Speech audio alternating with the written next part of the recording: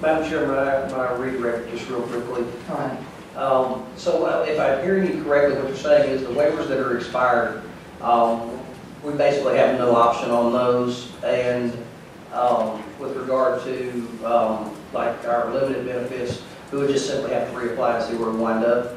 Is that a fair analysis, what you're saying? Yes, that's a fair analysis. The waivers that have not expired would continue in full force. But the waivers that had expired, you would then reapply for through the typical waiver process. Thank you. Mr. Allison, do you have any comments on that? I don't have anything to add to that response, consistent with testimony, previous testimony. Thank you, Madam Chair. All right, thank you. Next, Representative Hammer, you're recognized. Thank you. And gentlemen from the Heritage Foundation, could you help me with your last name so I address you right here in front of you? Thank you. Ed Eisenberg. Okay. Is there a way, you mentioned something in your comments about populations and ACA covering them.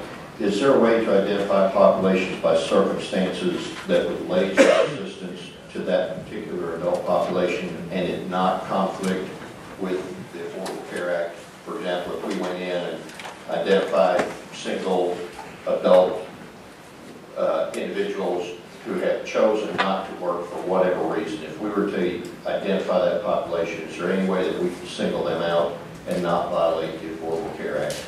Well, the state can do whatever it wants with its own money. So if the state wanted to have a program targeted at a subpopulation, as some states did in the past, that was not eligible for federal assistance, then they could do that. And if the state does not adopt the Medicaid expansion, then they could do that as well. The discussion that we just had was about what some states have done with Medicaid dollars along the same lines, which is to provide limited benefits to this population, but through Medicaid, some of it being federal dollars. And what happened was the intention was to supersede all of that, but following the court rulings, HHS has had second thoughts and apparently has approved some of those.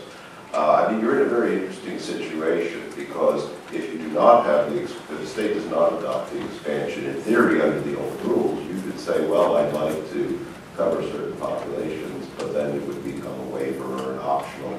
If some of them would be optional, some you'd actually have to get a waiver for, like this population.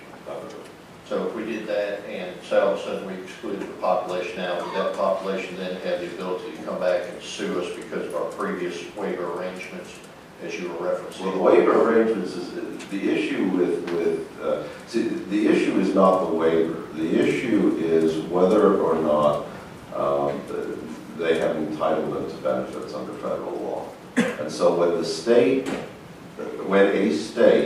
adopts the Medicaid expansion, in whatever form it does, because Arkansas adopted the Medicaid expansion, then said now having adopted it, we want a waiver to how we manage it. When the state adopts the Medicaid expansion, they are agreeing to what is currently still in the statute a mandatory population. So if somebody was later removed because the state dropped the coverage, then they could go to court and say, the statute says that this is mandatory that I be covered.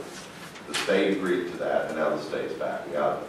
Now, I don't know how that court case would be resolved, but neither does anyone else who argues that, oh, we can just back out and